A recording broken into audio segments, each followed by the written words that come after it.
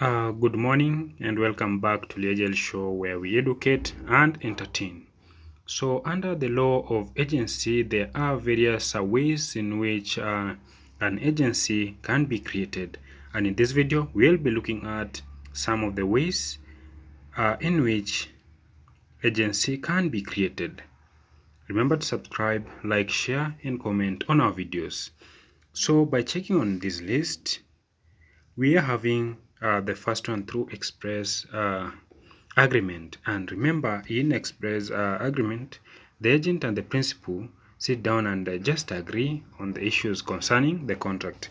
A good example here is actually the employment contract.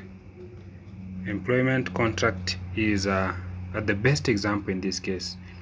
So that is where they just sit and agree on some issues concerning the employment.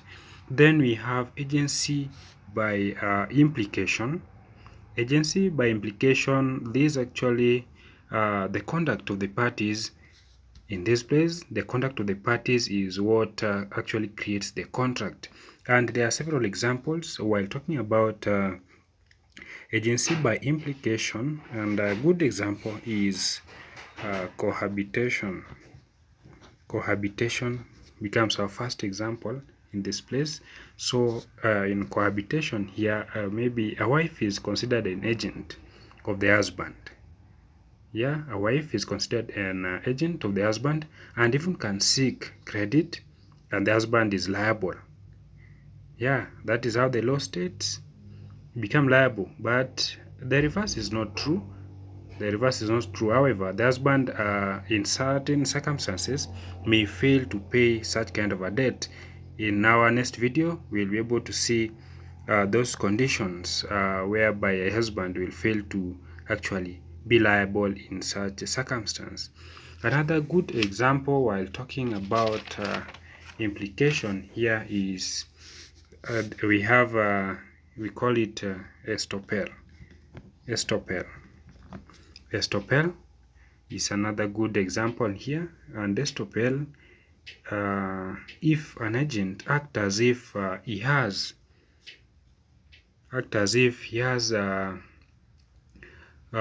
authority from the principal, and the principal does not denounce him, then actually the law will stop the principal from denying the agency. That is what is stated by the law.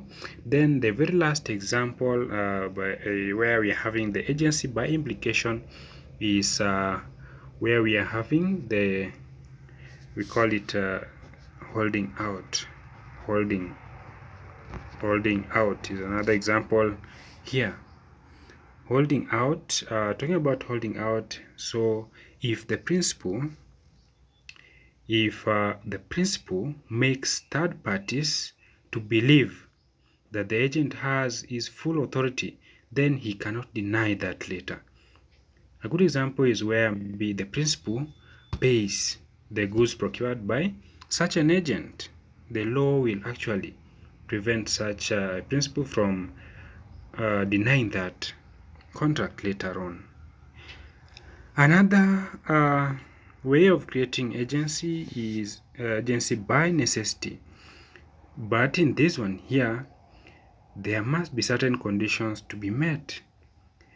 This one occurs when an emergency has occurred and the agent cannot communicate. So there must be an emergency. There must be an emergency, no communication. These are conditions which must actually be met. No communication, that is with the principal for instructions maybe. So the agent must act in what? Act in good faith. Must act in good faith. Must act in good faith and for the benefit of the employer, who is the principal in this case. A good example is maybe when there is maybe a breakdown of the vehicle. Maybe suppose maybe the agent was maybe transporting perishable goods. So in that case, the agent can decide to sell the goods just to reduce the chances of loss. We are talking about acting in good faith and to the benefit of the principal. The last one here, the fifth way, is agency by ratification. Ratification, in this case, ratification just means to endorse. To endorse. Ratification means to endorse a contract. So the principal can approve a contract, entered into by an agent who has no authority in the first place. That is, and actually those are the ways in which agency can be created. We meet in our next video. I'm your tutor Julius Joseph. Bye.